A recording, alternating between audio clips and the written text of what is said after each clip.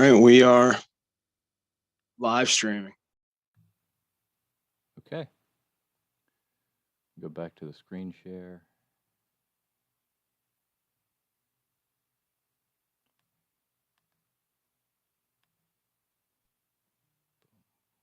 Boom. Boom. And we're off. All right, cool. In the podcast production system, there are two separate but equally important groups: the guests who think they have something to say, and the hosts who completely exploit them. These are their stories.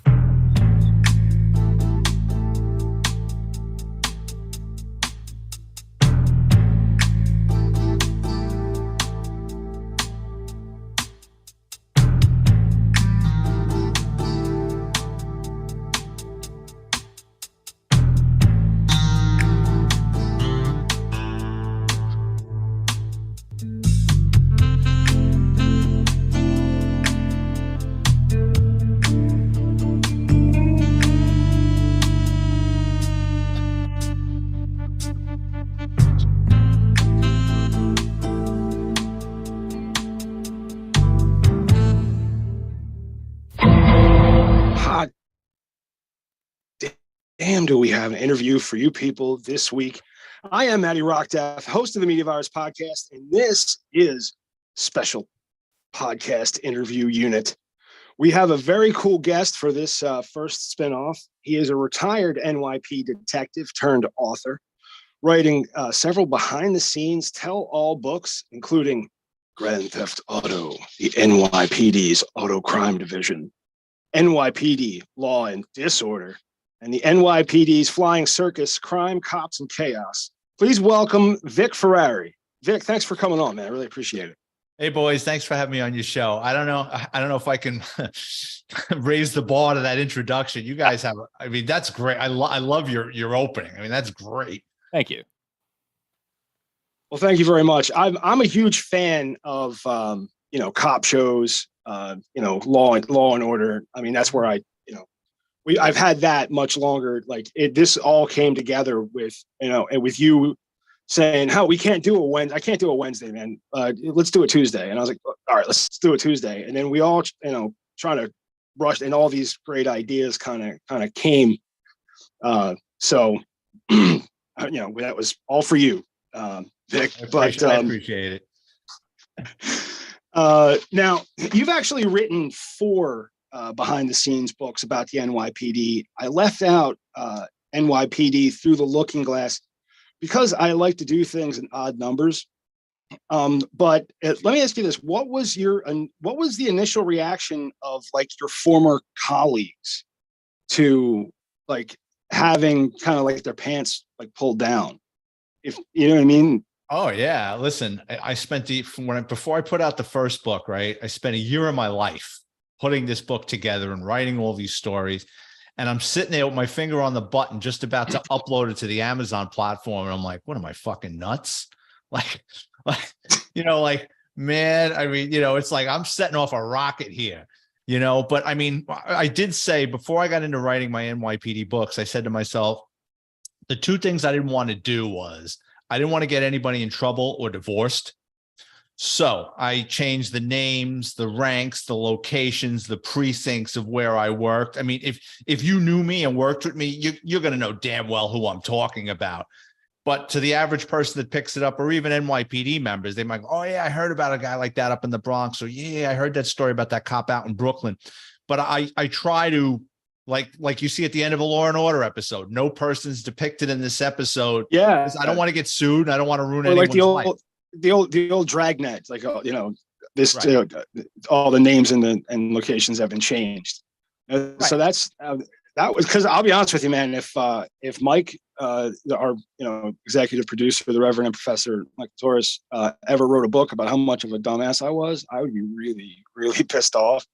So that was my first thought when I started going through your profile and your bio and stuff, and I was like, what so that makes sense that you changed you changed it up, but still you're still kind of exposing a lot of the higher ups probably had a bigger problem than just Oh, I don't care about them.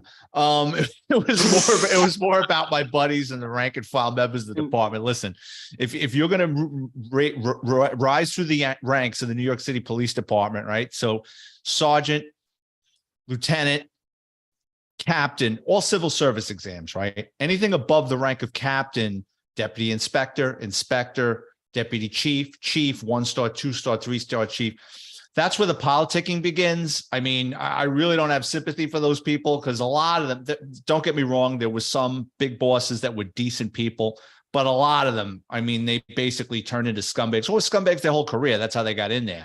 Oh, yeah. So I really, I don't spare them as much. I mean, I do change the names and the dates and locations, but especially the bigger boss. Oh, anybody in the NYPD knows who I'm talking about. And I was afraid of blowback. But the funny thing is, within months, everybody started reaching out to me. Oh, that's great. You should have wrote about this guy. So, I had my friends that were nervous wrecks, that I was going to fuck them over. And now all of a sudden they're feeding me stories like, oh, I just on the phone with my friend today. You got to write about this guy. Remember him? And I'm like, oh yeah, maybe I will, So you remember that time that, O'Malley got drunk and drove his squad car into the Hudson River? Oh, fuck yeah. I remember that. No, yeah. No, like that happens. So you stopped cringing every time the phone rang and thinking about where your go bag was, and and making sure the car was gassed up so you could get away fast. You were like, maybe it's more. Maybe it's more. You make me sound like Mike in his last episode of Breaking Bad. You know what I mean? Like it's time to go. So I did some spot reading of some of the material today, and I have to say, I like your writing style. It's similar to what my writing style when I sit down and write something to relate out to people. And it seems to me it comes from an internal monologue. You sit down and the voice in your head is talking to you, and you're just taking dictation. Is that kind of like the process? I mean, that's what it feels like when it reads. Yeah, absolutely. And I enjoy writing dialogue. I'm writing a story in a new book that I'm writing now, and it's about this lieutenant that was famous in Manhattan South. And whenever you got sent to Manhattan South to work a parade, a demonstration, or strike, this fucking guy was running around with like a chicken without a head with this bullhorn and screaming at you. And the name of the subchapter is Never Trust an Idiot with a Bullhorn. And at one point, I was working the Easter parade, which that is the easiest parade as an NYPD cop. It's on a Sunday. There's no alcohol. There's no political agenda. Yep. It's fucking bonnets and bunnies passing out chocolate along, lower Manhattan. And this fucking guy is face the crowd. And he pulled, I turned around and he grabbed me and he goes, and I was a rookie cop. He goes, Ferrari, if there was a sniper in the crowd, you would have never have seen him. And in the book, I write, sniper? Who the fuck wants to kill the Easter Bunny? And you're right. It's the internal dialogue that I write, like what's going on in my head sometimes. Yep. What is this guy, fucking clown? You know what I mean? Because we all think that. And it's funny if you can put that into writing. Yep. Now, I did take a couple, I kind of started all your books because I didn't know which one was I figured it out eventually, which one was the latest one, which one you might be promoting. But I started out with Dickheads and Debauchery, hoping that was kind of like a user's guide, kind of like instructions on how to be a dickhead and perform debauchery. But it was really just like how to die. It was really, this is how you can go kill yourself. Not kill yourself, but it kind of like your tips on wellness. And then the four books, and then the one that I really identified with was I survived. Confessions of a Catholic high school graduate. Confessions of a Catholic school. Yeah, I did not graduate from Catholic school, but I went for a really long time. So but I did enjoy your writing style. It felt conversational, like I was talking to you, and that's the kind of stuff where I'll engage more often. And I just kind of piggyback on, what Mike was saying. All of them are good reads, but I appreciate that. And I try, it's, you walk a fine line when you're writing a book or writing anything, because you don't want to come off like a snob. But at the same time, like in my book, NYPD Law and Disorder, there's a chapter, I open it up with the opening chapter is embarrassing moments. And it's fuck ups that happened to me during my NYPD career. Because most authors like to paint themselves as a hero. You know what I mean? We save the day in the nick of time. We have the witty comeback. We're the badass. And there's the opening story is about I'm taking a dump in a public restroom in uniform. And these hood rats come running into the bathroom. And they're knocking around in the bathroom, and I've got my gun belt hung up on the stall hook. And one of them runs into the next stall, jumps up on the toilet seat, and I look up, and he's reaching over trying to grab my gun belt, and I'm like, oh shit! So with my left hand, I try to pull up my pants, and I reach up, I grab the kid around the neck, and I pull him across the stall. But when I do that, I bring him to my gun. And he grabs onto that old Sam Brown gun belt with a 38 hanging in a swivel holster. And I'm like, oh, shit. So with my left hand, I let go of my pants, which now hit the floor, right? And it's a hockey fight. I'm punching him in the head. Let go, let go. His friends run into the next stall. They grabbed his legs. And now we're in a tug of war. And you know those aluminum walls in a bathroom, it's not going to hold a 135-pound kid for long. The bolts are coming out of the wall, right? Finally, he lets go with a gun belt that hits the floor like a fumble. I let go of him. I go to pick up my pants. I pull them up. I strap on my gun belt. They run out. I run out into this food court area, and there's like a 300-pound porter with one of those floor buffing things. It was like 9 o'clock at night. And I run up to him. I'm throwing my hands in front of his face. I'm like, Poppy, did you see these kids? He takes off his Sony Walkman. He looks up and he burps and he goes, no. So at that point, what was I supposed to do? Call the cops?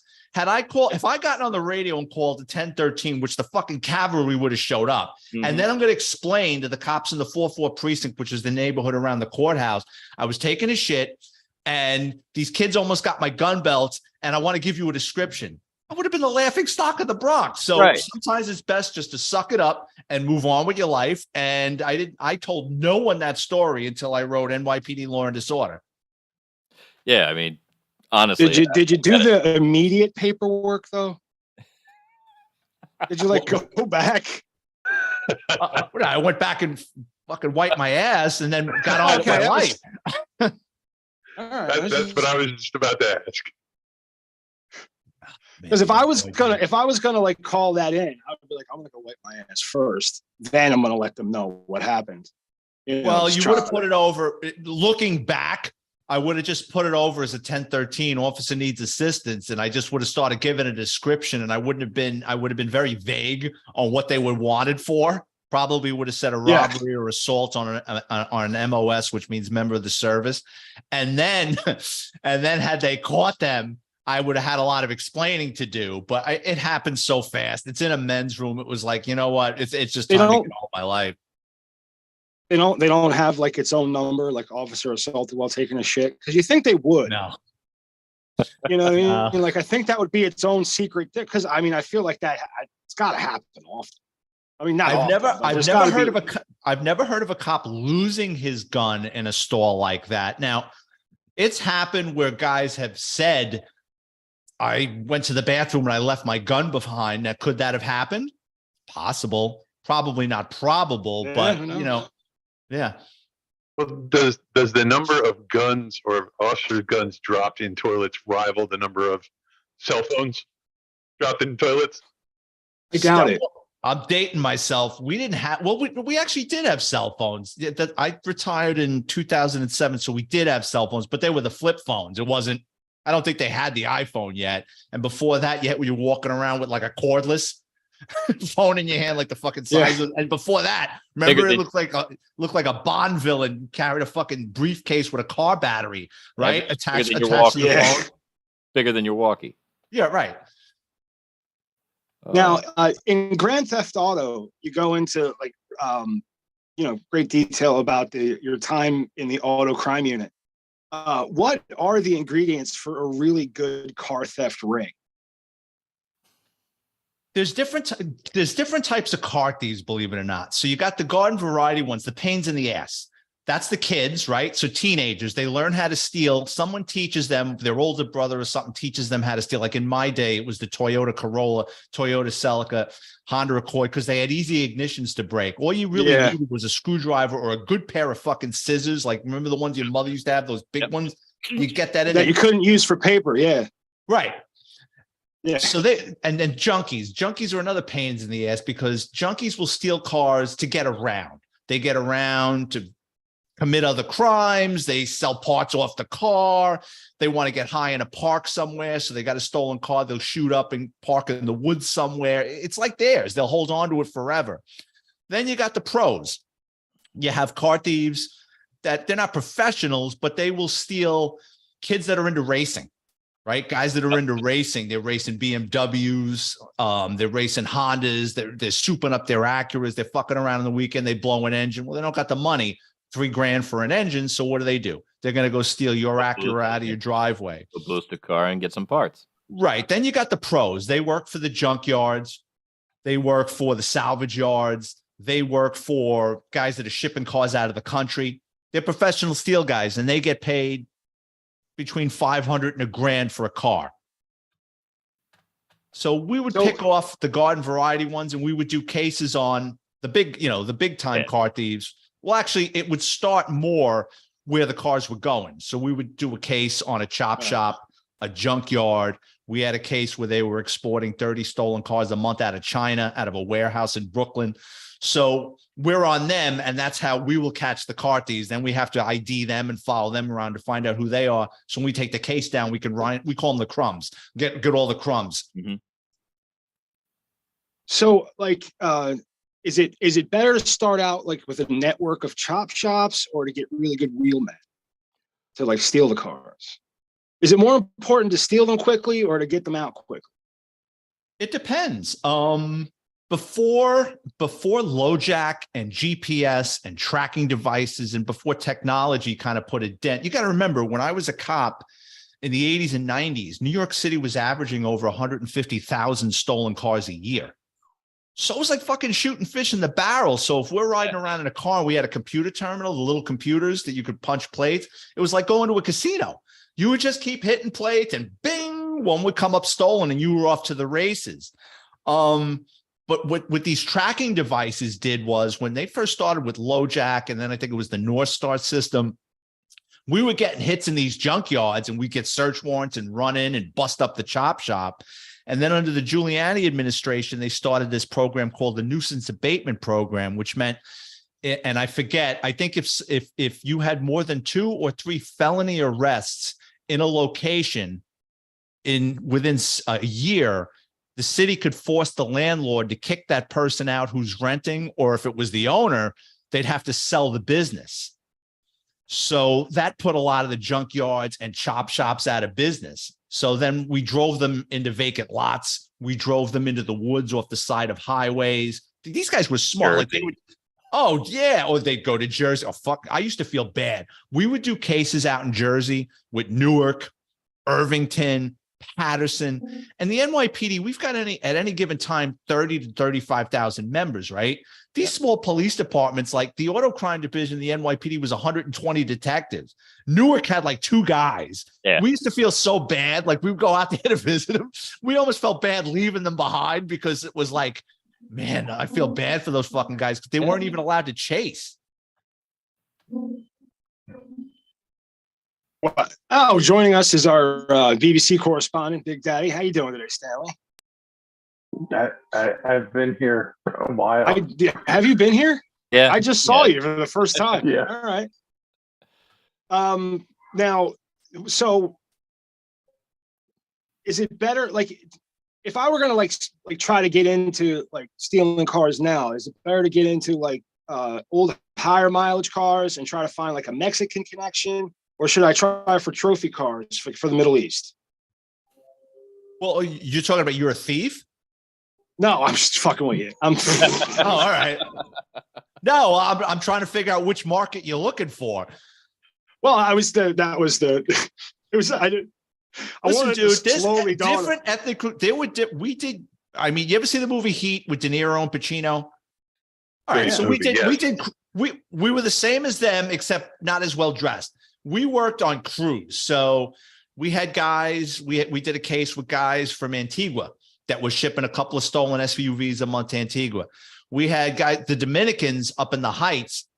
We had so many car thieves up there, we couldn't keep track. We used to say we didn't know how the Dominican Republic didn't sink with the amount of stolen cars, trucks, and heavy equipment that they used to fucking ship out there. I mean, we did a case one time where one of our thieves was hanging out with our informant, and he stole Mike Tyson's Ducati over the weekend. So I'll tell you that story. So there was this pain in the ass car thief named Horatio, and he used to pal around with our CI. And our CI calls up my partner one day, and he goes, "You're not going to believe this." He says, "But I was hanging out with Horatio. We saw Mike Tyson on the West Side Highway. Horatio followed him." He goes, he parks down at the Javits Center, which is like where they have all the trade shows, the boat shows, the car shows. Mike Tyson goes in, he's signing autographs, and he walks into the Javits Center. Horatio jumps on his Ducati, which at the time was like a $30,000 bike. God only knows what it's worth now. Breaks the ignition. Horatio drives the bike back up to the Heights, and it's in his apartment. I'm like, fucking great. Give us the apartment number. We're going to get a warrant, knock down his fucking door. And he goes, "Well, hang out." He goes, "Hold off on that." He goes, "He's already chopped the bike." He goes, "He's going to ship that bike and like 3 or 4 other bikes to the Dominican Republic." We said, "All right, get us the VIN numbers and let us know when those bikes are ready to go." This guy was feeding us so much shit. We like basically forgot about that. A couple of weeks later, I'll never forget, it's a Sunday. My partner calls me up. I'm watching football, and he goes, "Do you want to make overtime?" I go, "What's up?" He goes, "Remember Mike Tyson's Ducati?" I go, "Yeah." He says, "Well, Horatio and his friends, they chopped the bikes up. They bubble wrapped them. They put them in crates, and they're going to steal a van and load the motorcycles in parts in crates, and they're going to get shipped." And I was like, "Oh, we're going to Newark?" Because a lot of our stuff went out of port of Newark. I says, "We'll call customs." He goes, "No." He goes, "Going to Kennedy Airport." There was an air freight company that flew shit to the Dominican Republic. So we went out to Kennedy Airport. We're hanging around this shipper, and here comes this stolen van with 3 guys in it with all these bikes in the back in crates. And from what I remember, I didn't deal with Tyson, but my old partner did the following morning through his representatives, and he got to speak to Tyson. And Tyson was not happy because, we got his bike stolen. And, if you get your car or motorcycle stolen, if it's not recovered, if it's not recovered after 30 days, the insurance company cuts you a check, right? We got the bike back within 30 days. So it's like, here you go, Mr. Tyson, here's your fucking bike and parts. And your insurance company will pay a guy to put it back. And he was pissed. I bet. Yeah, I mean, especially he was not ecstatic. Well, yeah, and this was like, what year was this? This would have been 97, 98. Yeah, so he wasn't as nice as he is now then. Yes, before the face tattoo. Oh, man, that's a fun. So now you were highlighting in one of your books that, cops do have a sense of humor.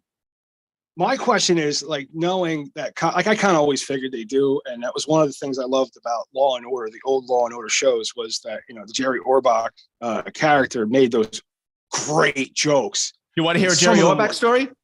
Yeah. Fuck yeah, I want to hear it, Jerry. Okay. All right. So every NYPD cop hates working New Year's Eve on Times Square. Okay. It sucks. Don't go down there. Don't take it off your fucking bucket list.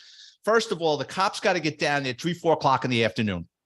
They line you up in rows of 8. It's like 5,000 cops down there, right? Mm-hmm. And then they assign you different posts. When you see those people, like those cameras from above, and they're packed in like fucking cattle. Yep. Okay. Like packed on top of each other. There's no place to go to the bathroom because all those fucking restaurants have had their places trashed before. So unless you're a cop or you got a reservation, you're not going to use their bathroom. So people are shitting, pissing, throwing up. I've seen women change tampons in the fucking crowd. It's like Calcutta. You don't want to be in there. And then when that fucking ball drops, right? It's pandemonium. People are pushing, getting groped. And then what happens is the hood rats come from the different boroughs and they hang out. It's like watching the Discovery Channel or Animal Planet because they're sober as a judge and they're like hyenas and they just sit back and wait. This guy's got a brand new iPhone. This guy flashed cash. This guy's got a brand new ring, right? And they will follow people in different directions. There's millions of people down there. There's no way to...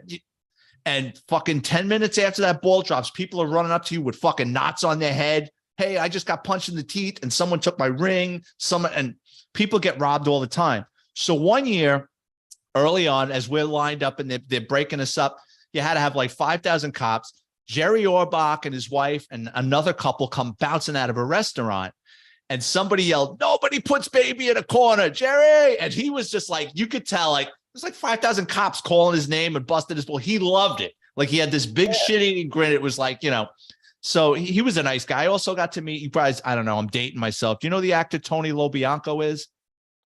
The name rings a bell. He was in that cop Can't place movie, The 7-Ups, in the 1970s. I got to meet him. A great guy. But you get to meet a lot of famous people as a cop in New York. Yeah, that's got to be the awesome. And you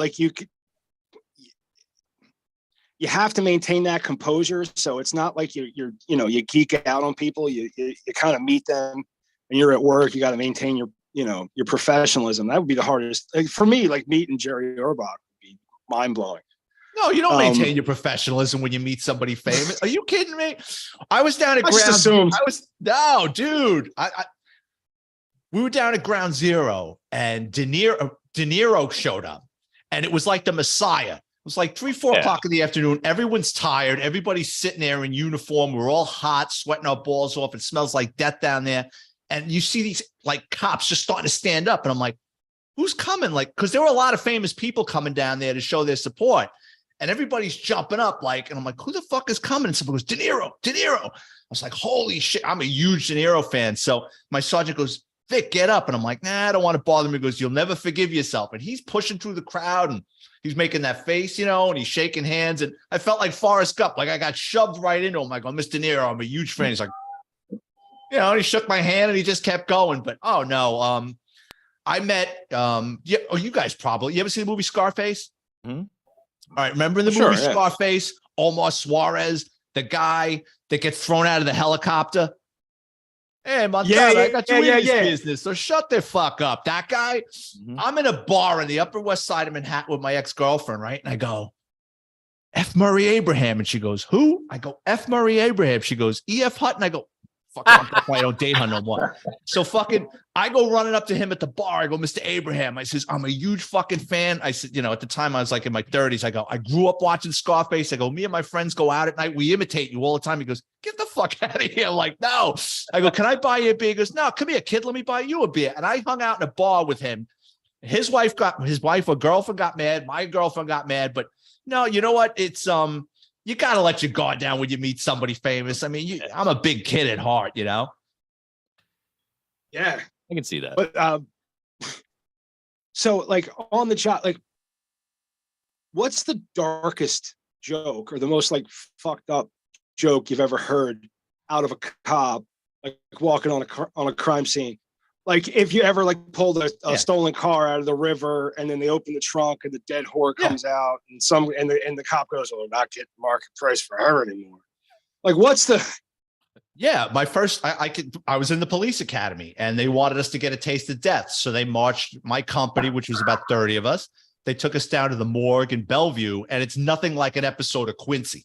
All right. In Quincy, there's one fucking slab and there's a guy in a white coat with a fucking clipboard. The morgue down at Bellevue, right? It was like a Jiffy Lube. There was like 8 bays and they were cutting, right? I mean, there was like multiple autopsies going on. I was like, what the fuck?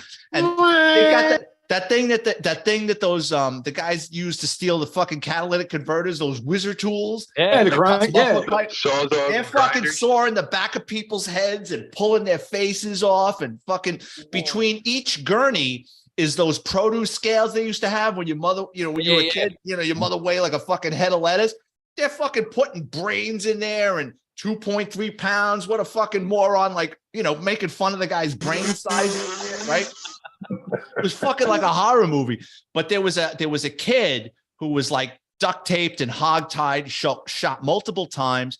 And the Emmy is there, and he's got like this tool that looked like needle nose pliers, but different. And he's pulling bullets out of this fucking kid's body, and he's dumping them in this metal pan. And you got this old-time homicide detective hanging over his shoulder, eating like an Egg McMuffin with a coffee, like, and it fucking smells in there, man. Even though it's kind of refrigerated, it fucking stinks. And we're just standing like we're kids, like 21 years old in our little police academy. You don't want to fucking touch anything, right? And the detective goes, "What do you think?" And he goes, "Suspicious suicide." And they're fucking laughing. So that's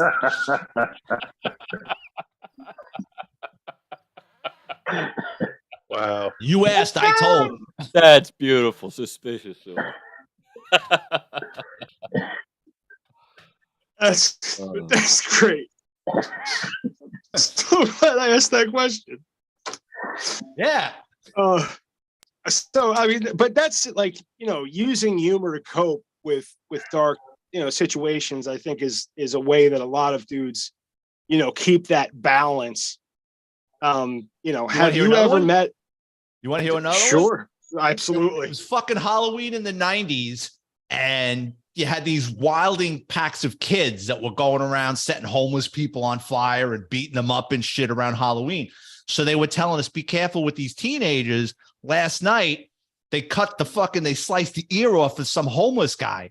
And this guy, Jerry, I'll never forget, goes, "I hope that motherfucker don't wear glasses." And we couldn't stop laughing. Those are the kind of things. Yeah. I totally. Dude, you know who he looks like? The guy with the checkered shirt.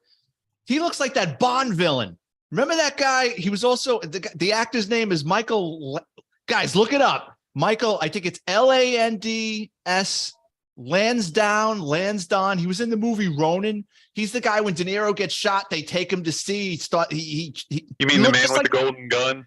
No, not the man with the golden gun. The actor's name is Michael Lansdowne. Landsdon. He looks just like him. That's I don't know. That's probably the second nicest thing anyone has said to me. Earlier today, Pete told me that I looked like the leader of an opposition group. And that's the nicest thing I've ever heard. I see that too. But our staff writer Bill has done an entire PowerPoint presentation of celebrities that I am a shitty version of. You're a dead ringer for this guy. I hope your friends can pull that shit up. The guy was in Ronin and what was the fucking Bond movie? Moonraker. He was the bad guy in Moonraker. Oh, now I know who you're talking about. I've seen every Bond movie, but now I know. Hold on, because I don't know what he's talking about. I think the guy's name was Drax or something in Moonraker. Yeah, Drax. Gabriel Drax was the character. That's him. And I'm being interviewed by him. There you go. Yeah. Sorry, Hugo Drax. Who is he? See? Yeah. Yep. I'll take it, I guess. Thank you. That's a very handsome gentleman, I think. That guy's using Just for Men. There it is. I mean, you're the real deal. Yeah, Michael Lonsdale. That's it. Lonsdale. Yep. And yeah, Matt, look it up, dude. This dude's a dead ringer for you. Yeah, no, I guess that's. There he is. Yeah. Maybe not. Dude, I'm sorry because they're gonna bust your balls forever about this shit. But no, that's it. I mean, we found a picture that more resembled me. I guess I spent the first half of my life before I was able to grow facial hair. I was a very fat man, and then I just decided to wear a beard, and have for 20 some years now. So I don't even really know what I look like. So go ahead, Mike. Well, we like to joke around. We play jokes on one another from time to time. I have to assume that cops played practical jokes on each other pretty often. Oh, all the fucking time. When I was in a precinct, there was a guy. He wasn't too popular. He was a bit of a fucking weirdo, and he had done a couple of fucked up things. And this is the early 90s when Rogaine first came out, and he made the mistake of leaving his locker open with the bottle. So these two fucking guys poured the contents out of the bottle and then filled it with varnish. So the guy he went fucking banana, like they had to restrain him. He went fucking nuts. He stained the top of his head. Did not take it too well. What we used to do is if we knew a sector car was going into the precinct for their hour meal in the summertime, you'd break into their car and you take the AC vents out. You pour cornstarch down the holes, and then you put the vents back and put the AC on high. So when they started the car, it would blow that shit all over you. Which is great when you're wearing a navy blue uniform. Oh yeah. We used to fuck with each other. Another time when I was when you're a detective and you're working a detective squad, there's 25 pairs of trained eyes on you. Nobody misses a fucking thing. And one time I changed my slacks before the end of my tour. I had a date. And when I went to get a cup of coffee, one of the clowns in my office dumped ice water in my chair. I sit down, I get the wet ass. Everyone's fucking laughing at me. I'm like, you got me. I go upstairs. I change my pants. I go back downstairs. Across the street from our office was a pet store. I went into a pet store and I bought 100 crickets. And the kid put them in a bag for me. And I got a Slim Jim. I went out into our parking lot and I got into this cop's personal vehicle. I opened the door. I popped open the bag and those fucking things stink. Oh. And I threw them in the back seat of his car, slammed the fucking door, and I went back upstairs. He's like, hey, Vic, no hard feelings. Like, nah, we're good, man. Don't worry about it. We're watching out the window. He's pulling out of the parking lot. He slams on the brakes. He jumps out of the car and he's like, what the fuck? Because I mean, there's 100 of them. Yeah, and they're all over the place. Yeah, he roach bombed the car twice, but they continue to breed. So yeah, it was like a shit box. It was like an old 88 or 98. Right. So he wound up having to sell the car. Yeah, but I mean, yeah, we fuck with each other all the time. Send guys on interviews that didn't exist. Also, I mean, all constantly fucking around. There was a short guy nobody liked, and he would always take his boots at the end of his tour and put him on top of his locker to air out. And he was short, so he always had to stretch to get his boots down. So two guys in my precinct crazy glued his boots to the top of the fucking locker. These are the ones I love. Fuck is on his toes trying to pull him up. So he had to get a step ladder and use a knife, and he cut the fucking heels off. And then he didn't buy new boots, so he waddled around until he finally got a new pair of boots. Wow. I identify with that one. Not only am I kind of a short guy, but I worked in a deli when I was a kid, and the owner's uncle would come in, and the regulars had a coffee cup. Just through the door in the back room, there was a series of hooks on the shelf overhead, and Uncle Stock was just, he couldn't reach it, but if he hopped, he could tip it up just enough to knock the handle off the hook and grab it. And every now and again, somebody would reach up and squeeze his hook. and you'd hear him hop 3-4 times. You sons of bitches. It makes time go by. Like most people think, I mean, you approach the average cop with a question, you're going to get that stoic, robotic. A cop's going to talk to you all day long through the screen door. He's not going to let you in because he really doesn't know what your motives are. Right. He doesn't know. He'll try to help you the best he can, but you know, especially in today's climate, you're not going to know much about that guy. But behind the scenes, there's a lot of shit going on in the precinct or the office. They're always fucking around. I'll tell you a story. I mean, there was a guy nobody liked and did some fucked up things. And he went on vacation. And another cop, he had this mug that it was his mug and don't touch my mug. And fucking one of the guys put their fucking balls in the mug and they took a fucking Polaroid of the fucking mug and then they took the Polaroid and they stuffed it in his DAR file. So DARs are daily activity reports. So you pull a DAR out, you fill it out. So I guess he'd gone through about 10, 15 DARs and 10, 15 cups of coffee and he saw someone's fucking cock and balls in a fucking mug and he fucking lost his mind. Oh, wow. Aren't you glad we're doing the show in the same room, Matt? Last thing I want to see is a picture of your balls. There was another guy. Well, there was another guy. Any cop that uses their fucking whistle is a moron. I mean, they give you certain pieces of equipment that goes in the fucking garbage or in your locker until like at roll call, they ask for it and then you present it. So there's this one cop always using that fucking whistle. So one of the cops got a hold of his whistle He stuck it in his ass. He had another cop take the fucking photo, put the whistle back on the cop's gun belt. Same thing. A couple of days go by and the guy gets the photo. And you could, so the photo had a picture of the back of someone. And the way, when you wear a gun belt, it leaves marks on your back. This fucking guy was running around the locker room for weeks trying to figure out who it was, like an ass lineup. Like, hey, let me see the get the fuck out of here. The guy's like, get the fuck out of here, you know, because we figured out what he was trying to do. Doing an ass lineup. Actually, you know what? A whistle. There were these two cops that I know, early 90s. They go to pull over a stolen car. The guy takes off. Guy crashes the car, right? 99% of the time when you're chasing a stolen car, the bad guy runs. He's running, right? This guy just got out of jail and he was fucking jacked and a crackhead. He turns around and fucking punches this guy that I know, gets his gun away from him and fucking shoots my friend in the chest, right? My friend's wearing his vest. He goes down, right? The guy grabs the other cop who I know, gets him in a headlock, right? And he squeezed. It was the 38, so he's only got 6 shots. So he's got one off. He hit my buddy in the chest, right?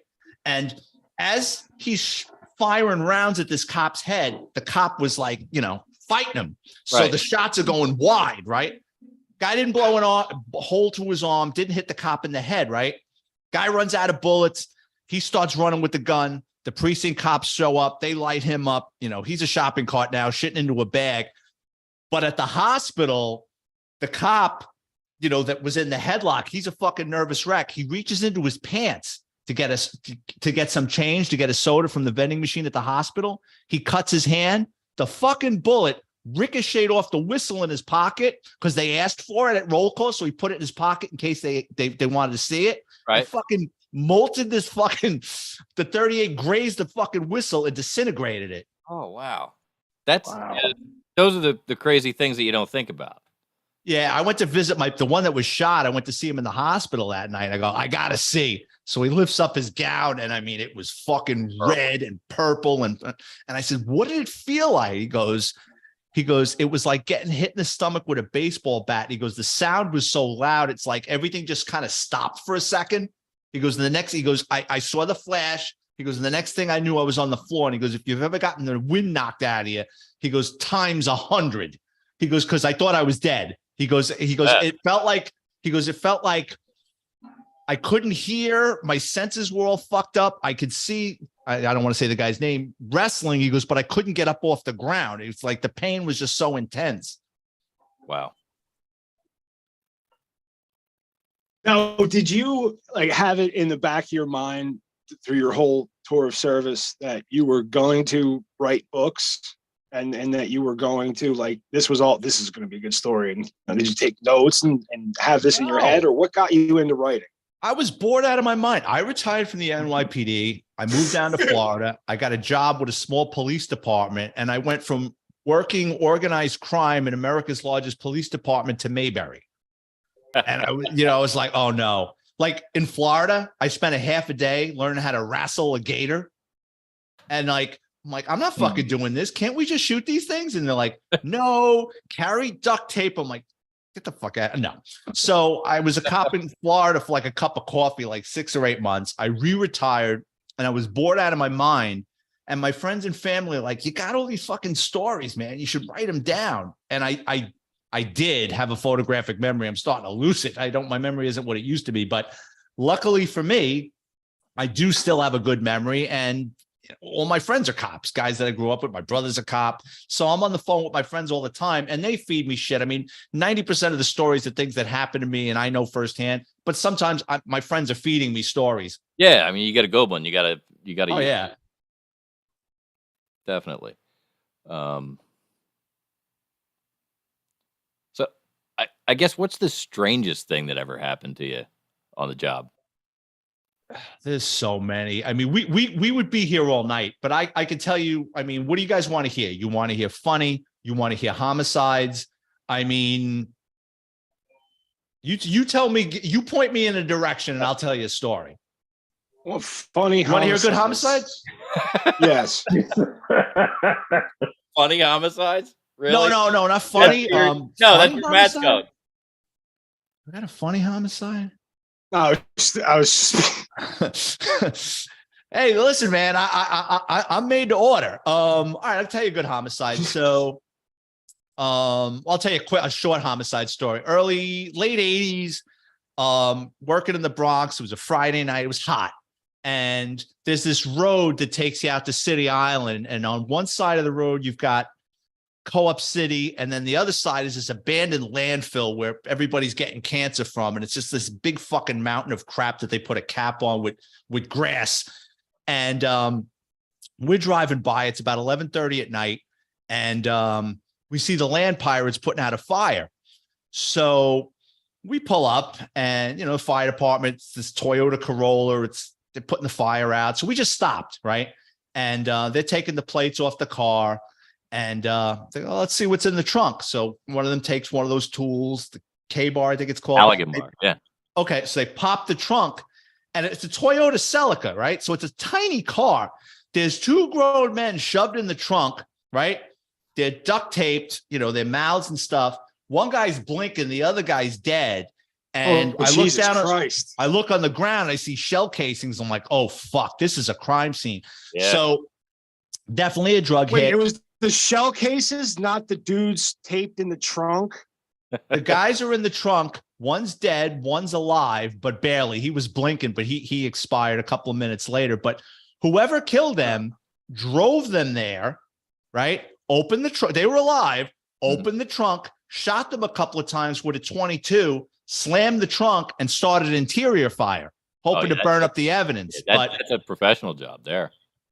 Drugs, definitely drugs. And the guy we took them out of the trunk, and the guy was blinking. We took the thing off, but he was kind of brain dead, So like, who shot you? Habla español, blah blah. And he was just like blinking, and then he just stopped blinking, and he was done. Wow. Mm. So did they figure out who did it? No, I was a patrolman. I have no idea. You got to remember too, New York, we used to average like 2,700 homicides a year. So like, you just kind of would bump into them. And unless you asked, you really didn't know what happened with it. You did a lot of follow-up. Yeah. And at that time I was in a citywide unit. So I was just kind of passing through, and I look at it this way. I never got called to court on it. I never had to testify about it. So chances are, no, that's an unsolved homicide. Or if they did make an arrest, and there had to have been two people involved, because more than likely there was someone that followed with a car. Well, yeah, somebody dropped off there in the middle of nowhere. You know what I mean? That's like a no man's land. So chances are someone followed with a car. There were two people involved, but I never went to court on it, so I have no idea. You'd recognize, that's insane. Somebody would remember a pedestrian after that. Yeah, in that area, yeah. I mean, I walked in on a homicide once where kid killed his mother. You know what I mean? Like, it's one of these movies where the killer is in the room. It came over as a cardiac. We go up to the 6-story walk up. It's hot as balls, like September evening. There's people screaming in an apartment. We get into when you go to the kitchen, it was a galley kitchen, and I saw a pair of legs on the floor. We walk over. There's blood all over the kitchen. And there's this young man on top of this woman, and he's crying, mama, mama, mama, mama. And we get him up and we sit him down. The apartment's been ransacked, and there's blood all over the kitchen. There's blood on the walls. There's blood on the phone, blood on the counter. But when you cut yourself, blood is bright red. And over time, it turns brown or a rust color, right? Mm-hmm. So the blood, she had been dead for many hours, but she didn't smell yet. So probably about 4 hours. So we sit him down, and he's a nervous wreck. He's crying. And, I'm a patrolman. I wasn't a detective at the time. So I'm just asking him summary questions, just like, what happened? What was the last time you saw? I'm not putting the screws to this kid. And he goes from excited, crying, hysterical to measured, like that. Like, when was the last time you saw your mother? When was the last time I saw my mother? Right. So he starts getting fucking weird, right? Yeah. He's running questions back to you. Right. So then we start looking around the apartment, and although it's ransacked, it's obvious it's been staged. So when someone breaks into your house, right, they're pulling out drawers and they're dumping it, and they're going, because a burglar is on the clock. He's not going to make himself a sandwich unless he's fucking nuts, right? I mean, he's dumping shit, going through shit. He's gone. So the drawers were dumped out and put back. Who does that? The contents of her bag were dumped over, and the bag was put back. the credit cards were still there. So something wasn't right.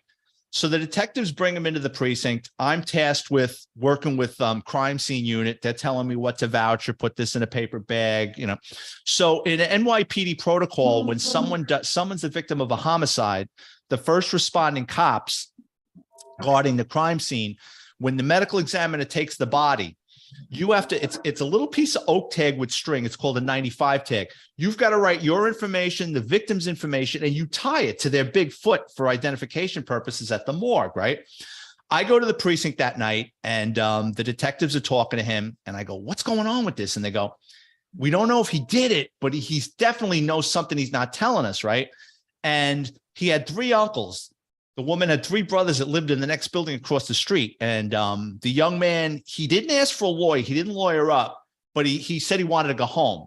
So you don't want him to say he wants a lawyer, so you back off, right? So they said, all right, yeah, you're free to go, right? So they told the uncles, listen, your nephew knows more than he's telling us. Maybe he'll tell you something. And they all leave.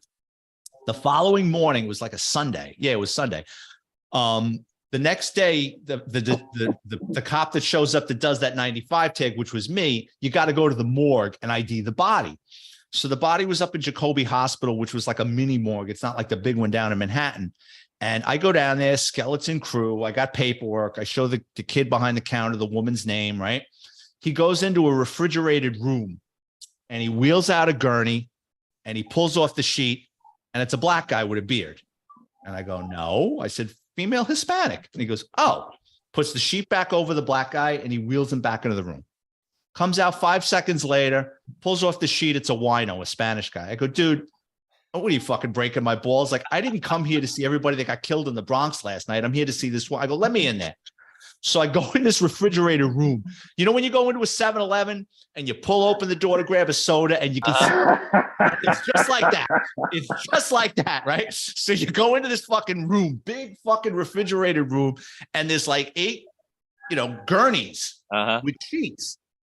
And I'm looking and I see my handwriting on that little piece of paper on her toe. I pull the sheet off. I go, that's her. I ID her. I sign for the body. I go back to the precinct to talk to the detectives, and they're all high-fiving each other. Like, they're all celebrating. I'm like, what the fuck happened? So what they did was they got up bright and early, and they go back to the building where the kid lived with his mother to interview him again. They figure, we're going to get him first thing in the morning when he's half asleep. Maybe we can get something out of him. Thank God the 2 detectives were Spanish. When they hit the hallway of that building, they heard screaming in Spanish. So they kind of stepped back. They didn't actually go all the way in. And it was the uncles tearing into their nephew. What the fuck happened to your mother? You know more. The cops told us. And the kid gave it up in the hallway saying, basically what happened was he was a crackhead and he used and then he wouldn't use. And he was on a crack binge and he was stealing the mother's jewelry and pawning it and, being a pain in the ass. And she said, I can't take it no more. You got to leave. Picked up a butcher knife, stabbed to death in the kitchen. Takes a shower, takes the clothes, takes the murder weapon, puts it in a plastic bag. And what he does is he leaves the apartment and he leaves the door ajar, hoping that one of the neighbors sees it and goes in and finds her. And then he'll come back and then start the ball rolling. He comes back, gets rid of the murder, goes on the train, goes into Manhattan, dumps all the evidence, comes back. No one's found her. People have seen him now coming and going. So then he goes, picks up the phone and calls the police and starts the ball rolling. But the uncle's got it out of him in the hallway, and back at the precinct, he gives another statement. And as I last checked, that happened in 94. He's still in jail. So, and good for him. Yeah. You should say that. Wow. Wow, that is a crazy story. Very crazy story. You want another one? Yeah, sure. Thank you, sir. May I have another? Same time period, early 90s. It's a Tuesday night. Slow, raining out. Probably same, early fall. Pouring rain. No, the radio's dead. Comes over as a domestic at the south end of the precinct. So one radio car picks up the call. It's dead. Another car says, yeah, we're going to back. They start heading over. A couple of seconds later, the dispatcher goes, I'm getting multiple calls on this. It sounds violent. Whatever's going on, I'm getting multiple calls from that building. So now me and my partner goes, now there's 3 cars going, right? The first car that arrives pulls up on the side of the building, not to the front. It's raining out. They get out of the car, and it's like 3-story garden apartments. It was like 3 or 4 stories, this building, right? When they get out of the radio car, they hear screams coming out of through the window. And they were young cops. They said, fuck it, we're going up the fire escape, which 99% of the time you would have gone to the front of the building, but they go up the fire escape. They go up the fire escape, the window's half open, and they look in. There's a woman laid out on the floor, and there's a guy above her with a carving knife, and he's basically decapitating her. They get on the radio, and they're screaming into the radio, like screaming like children. That's how, I mean, it was horrific, right? They're like, Central, he's cutting her fucking head off. Get the cavalry here, right? We race up. When we're getting out of the car, we go to the front of the building. As we're pulling up, we hear about 6 shots. Boom, boom, boom, boom, boom, boom. We put over shots fired. We run up the stairs. As we're going up the stairs, there's a teenage boy coming down the stairs, and he's screaming. He's killing my mother. He's killing my mother. So we push past him. We're banging on the door, trying to kick the door in, and we hear our 2 coworkers inside the apartment. They're screaming, don't shoot, because they're afraid they're going to get hit with friendly fire from us, right? Which can happen. So they open the door, and it was like something out of a Stephen King movie. We walk in, and it's like someone lit off a brick of firecrackers. You know, if you're firing a gun 6 or 7 times in an apartment, the gunpowder's all over the place, right? As I'm walking on the floor, my fucking feet are sticking to the floor. Everything in that apartment was broken. So it was a boyfriend, girlfriend. She was older than him. I think she wanted to leave. He took a fucking hammer and destroyed everything in that apartment. The walls, the toilet, the pictures, the floor. I mean, he was going to hell, and he didn't care what he did. Wow. She's laid out on the floor. There's a hole in her head from the hammer. Like her brain was cracked. This was gone. And like I said, there was so much blood between him being shot and what he did to her. Your feet was just sticking to the floor. It was disgusting. Yeah. And I will never forget the look on that woman's face, because, you see on TV and stuff, people die with their eyes closed. Her mouth was open, and it was like her last gasp was a scream. It was terrifying. Wow. So my partner and I grabbed the 2 cops that did the shooting, and we took them to the hospital. And another wild story, we're in the hospital, we're all getting interviewed, and in the NYPD, they just give you uniforms. No NYPD cop goes to a tailor. Go Google what NYPD cops, all the clothes are baggy because we're not paying for the tailor. So these cops were wearing baggy pants. When they were banging on that window to get the guy to stop, he turned around with the carving knife, ran towards them, threw open the window, goes, you want fucking some of this? And he's swinging out the window with the knife, and they hit him. Back then we had 38s. So they hit him a couple of times with the 38. He fell back into the apartment. One of my friends that shot him, he put his hands on his pants. The guy had cut a hole in his fucking pants with the knife when he was that's how close he got with that fucking knife. Wow. Damn. Holy shit. That's got goosebumps. That's wow. Jesus Christ. I'm at a standstill. I was captivated by that story. We've had. I could listen to you tell stories for hours, man. Yeah, absolutely. Buy my books. we absolutely. Nick can be found on Amazon. You'll find a link to all of Vic's books when we post it. In the description of the podcast. It's in the title of the live when I go back and edit it. Yep. And when we post the video, in separate pieces, we'll have the link up there to your books. And I appreciate it. Absolutely. You've been an absolutely terrific guest, Vic. I really, really appreciate your time. Yeah, lots of fun. Yeah, absolutely. Like I could, again, Hey, you guys ever want me back, man? You're going to read my books? You got questions? I'll talk. Have you back on again. No problem. Awesome. I do have one last question. You will absolutely be. Okay. All right. What do you miss most about the job? Action. You said you're retired and you're living your life down in Florida writing books. Oh, the action. I was an adrenaline junkie. I loved car chases. Like, we weren't allowed to chase, but that's the dirty little secret, the NYPD. We all did.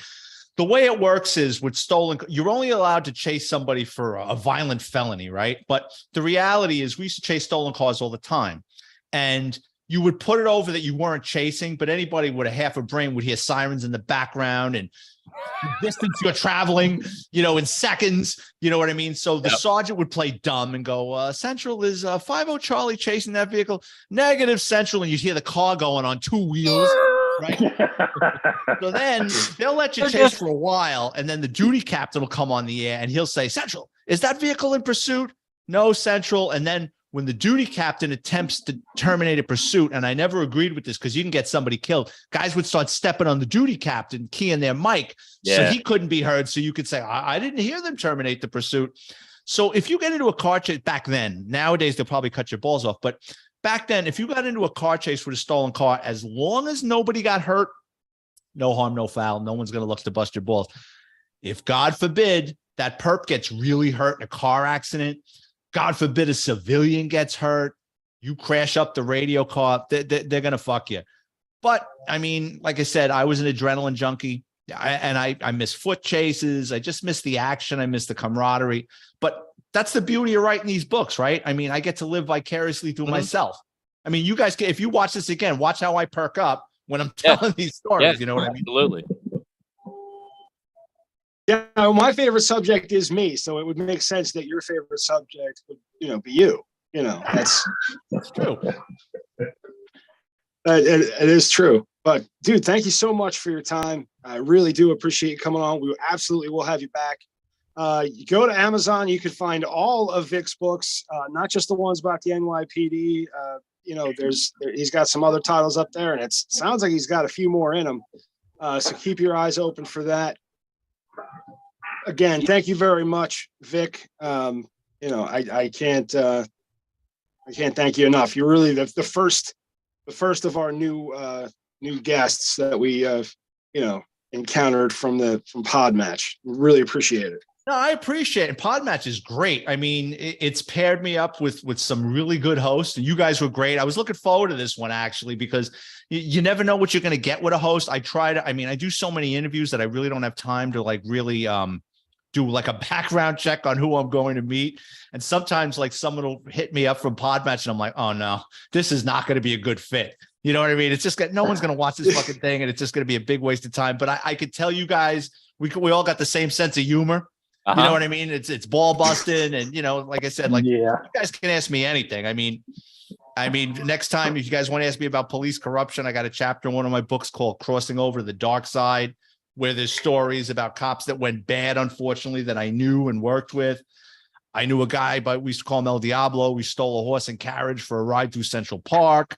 I know a guy that fucking moved a dead body to get out of work in overtime. So next time you have me on, I can definitely fill up another hour for you guys.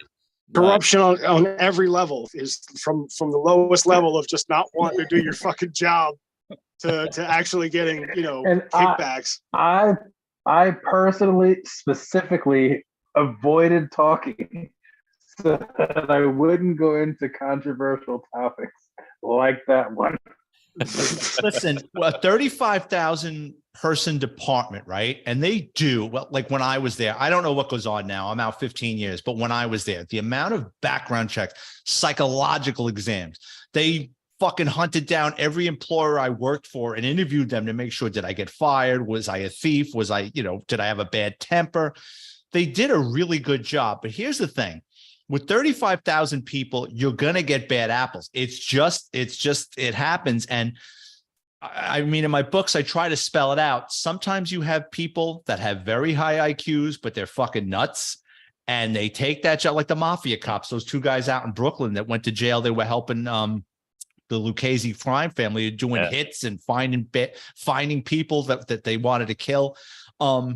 They find each other. They're waiting for that right opportunity, and let's fucking go for it, right? Then you got people, they just change. It's they feel wronged, or they get involved with somebody or something, and it just escalates, or they get into financial straits, and they figure, oh, who the fuck's gonna know? I was just talking to another cop the other day about a story about these guys got whacked in a car, and there was money in the car, and this guy took the money, and then it's a whole big story. But I mean, I've got stories like that. It's like, there's not a lot of corrupt cops that I saw considering the size of the department, but yeah, every now and then someone goes bad. Happens. But I will say this about the NYPD, man. I mean, they don't fuck around. From the moment you're hired, they tell you you're going to be fired. And they will move heaven and earth to fucking throw you to the wolves. It's not like you see on TV. You fail a drug test, you're out the fucking door. You fail a drug test, they're in your locker, taking your guns, taking your shield. I mean, there's not second chances. You're done. I mean, that's it. And they will prosecute you. So, you know, shame on you if you're going to fucking play that way. Wow. Oh, don't forget to ask me about the drug test. I got fucking stories about that. You guys won't fucking believe. All right. So when's your next book coming out? Because we're I'm working on the calendar. I'm working another NYPD book now. I'm about 200 pages in. I don't have a title, but that'll probably be out late spring, early summer. All right. Write it down, Matt. We gotta put them on the calendar. Yes, sir. We'll figure that out before that. I'm Whatever sure. you want. If you guys have we like can get into some some time, shit. you want to talk, you can ask me about the book Confessions of a Catholic High School Graduate. I got so many mob stories in that one. The mafia was in my family. I got stories about people getting thrown down flights of stairs and shit. So you all right. There's a whole nother show in this. Yeah, like I said, there is. Yeah, no, I thank you so much. I was going to Absolutely. ask you Thank you. if you would come, like to Yeah, come on absolutely. again. This is a blast. We will do. I really appreciate that. That's what we try to, put together, fun show, and try to get different. It's, the way we do it, it's like like I explained, it's kind of like a morning radio show, but this is a little bit different because we're just kind of, talking straight at you. And this is the least amount of lifting I think Mike and I have ever done. We just go, I didn't even finish a question. You're like, oh shit, let me tell you this story. Like, okay. Well, you know what it is? And I get it from both. Like I see it on your end. Like I've had hosts that just don't know what to do with me. And, they're looking at note cards and it's like when Kramer gets the Mike Douglas show, the Merv Griffin show on Seinfeld. And he's like interviewing his friends. Yeah. I've been on podcasts. He gets it. Yeah. Oh yeah. And it's like, listen, I know when to elaborate and when to shut the fuck up. And I'm going by your reaction. I'm going by your facial expression. You guys look like you're on a roller coaster. I'm going to keep giving it to you. If you guys look like you're getting pissed off or bored, I'm going to shut the fuck up. But I've been on podcasts. I was on one with some guy and nice enough guy, but he's got a moldy drop ceiling above his head. And as he's talking to me, he's stroking a white cat like a Bond villain. I'm like, who's going to watch this? I'm never going to get this hour of my life back. Like, what the fuck? So you don't know with these podcasts, but like, this was really fun. You know what I mean? And I appreciate it. And, I was a little nervous because I saw this is like the Brady Bunch with all these heads. Right. And I've been on podcasts where guys are stepping all over each other, but you guys work it out and it's fun and you all got good personalities and bring something to the show. But I've been on other ones where I'm like, I'm just going to sit back and let them fucking talk. You know what I mean? Like, I'll be there when you want me. You know what I mean? So no, this worked out well. Well, we do appreciate that. And, we did about 2 years of just practicing amongst ourselves before It takes time. I mean, it's a craft to do involved. And we've kind of been trying to, figure it out on our own over the past few years. And, we do appreciate you enjoying the show and enjoying what you walked into. And, we will definitely see again. I'm the only reason I'm winding down is because I think, I'm trying to be respectful of your time. I've done 3. I'm not trying to. No. Yeah. And I've done 3 today. Like I'm losing my voice. I've done 3 podcasts. I do like 10 a week, but today for whatever reason, I booked 3 and I don't mind at all. Cause this was actually the funnest one I had today, but yeah, I got a 120-pound shitting machine that I got to take for a walk. I got an Irish Wolfhound. Wow. They're big. Yeah, no, I have a shitting machine myself, but it's half Australian Shepherd and half Great Dane. It's poking at the door. But again, I'm not trying to rush you off. I'm just trying to be respectful for your time and wind down the show. We will have you absolutely back again, Vic. Been an absolute delight. Thank you so much for coming on. Oh, thank you. And just send me the link when this is up, and I'll post it on my social media platforms. Very cool. I absolutely will. Stick around for a minute after we cut the stream. Sure. Stick around for a minute after we cut the stream. Ladies and gentlemen, this has been the Media Virus Podcast Special podcast unit. You can reach us at 1646-virus01. You can find us on the internet at www.themediavirus.com. And if you have questions for the next time we have Vic back, because that's definitely going to happen, again, that's 1646-virus01 or themediavirus.com. On behalf of Vic, Big Daddy, Grease Monkey Pete, and our fearless leader, Matty Rockdeff, I'm Professor Mike Latorres, coming from to you live, high atop Uncle Butch Studios. We're out of here.